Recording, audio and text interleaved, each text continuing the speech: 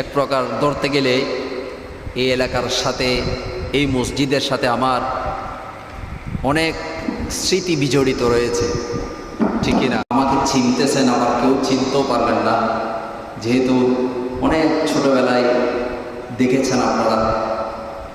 বিশেষ করে আমার যে সূচনা, এতটুকু পর্যন্ত যে আমার আশা, সব কিছু এই জায়গা থেকে। মারহাবা বলেন না?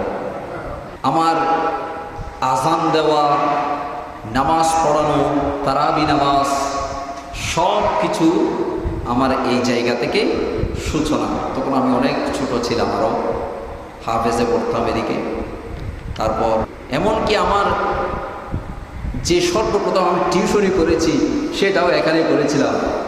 আমার সে ছাত্র এখন প্রবাসের জমিনে থাকে, ফাহিম, সে এখন প্রবাসের জমিনের মধ্যে থাকে। আমার ওই হচ্ছে সর্বপ্রথম আমার ছাত্র, এখানেই আমি সর্বপ্রথম টিউশনি করেছিলাম।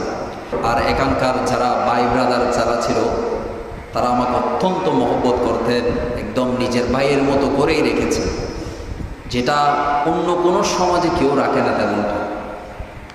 আপনারা যেটা দিয়েছেন, করেছেন, আপনাদের সাপোর্টে, আপনাদের দোয়ায়, ভালোবাসায় আজ আমি এতটুকুই পর্যন্ত এই মসজিদের মধ্যে আবার এসে মাহফিল করতেছি।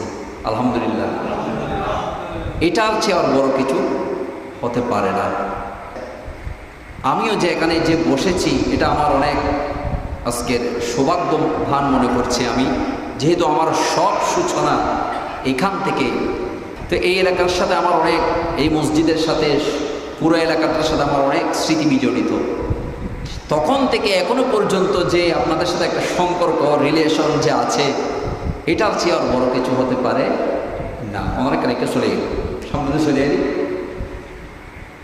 এরপর আয়াটা আবার বোধ করে চিনি তো পারি, আর বোধ করে চিনি দি শুধু, আর আবার তাহের আঙ্কাল ওরা এবারে চিনি দি, আর ওই বেড়ে চিনির, আর এলে ইউদ আছে এবার চিনির, আর এলে কেউ রসিদিক, অনেকে মুরব্বী হয়ে গেছে, অনেকে দাঁড়িয়ে দাঁড়িয়ে ভেঙে গেছে, অনেককে চিনতে পারতেছি না।